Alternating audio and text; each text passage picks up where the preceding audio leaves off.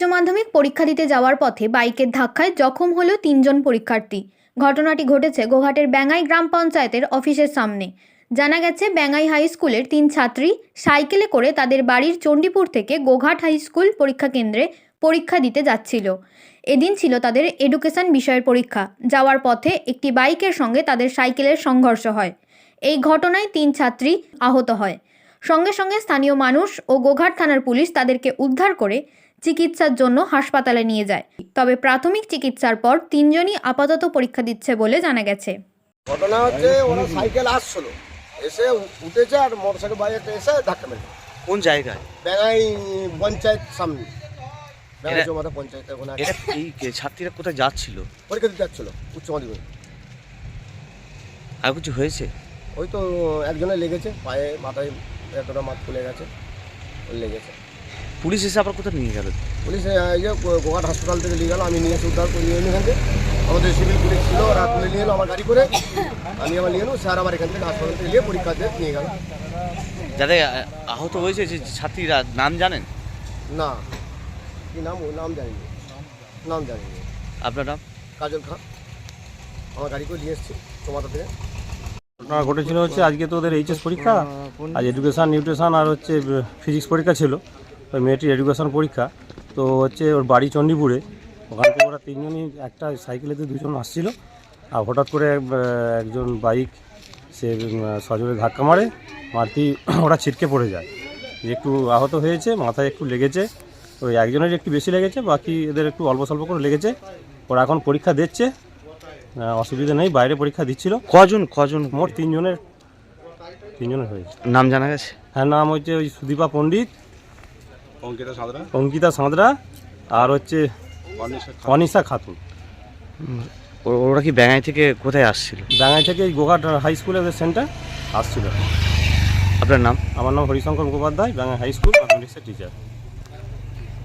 আসছিল কি রাতে বলবো, আমরা বাড়িতে ছিলাম, তারপরে থানা থেকে ফোন করেছে যে এই ব্যাপার, তাই আমরা ছুটে ছুটে গেলাম।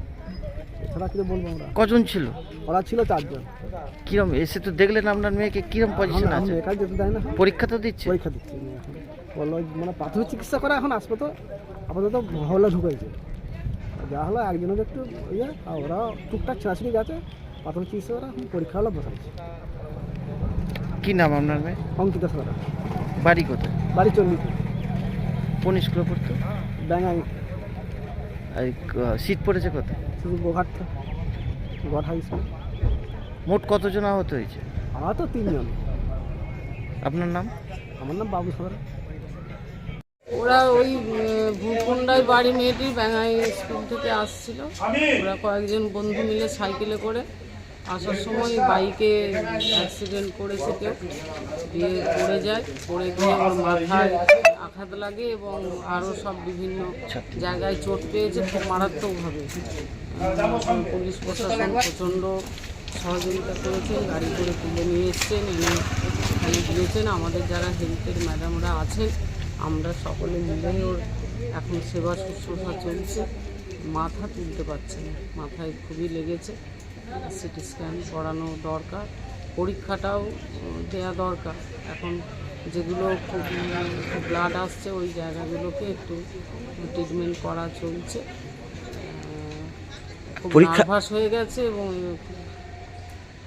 ছাত্রী কি পরীক্ষা দিচ্ছে?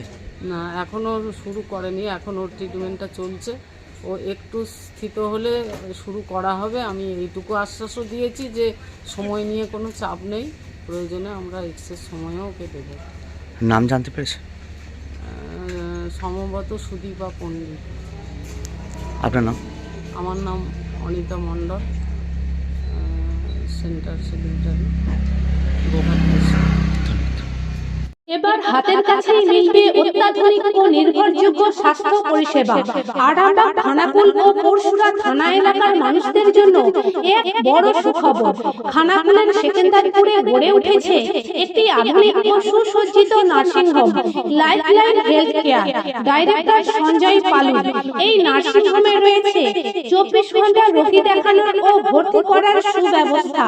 সঙ্গে রয়েছে বিনামূল্যে অ্যাম্বুলেন্স পরিষেবা, অভিজ্ঞ পরিষেবা পরিষেবা ও যত্নশীল ব্যবস্থাপনায় আপনার সুস্থতার নির্ভরযোগ্য ঠিকানা লাইফলাইন হেলথ কেয়ার। যোগাযোগ 9735481158 7432984404।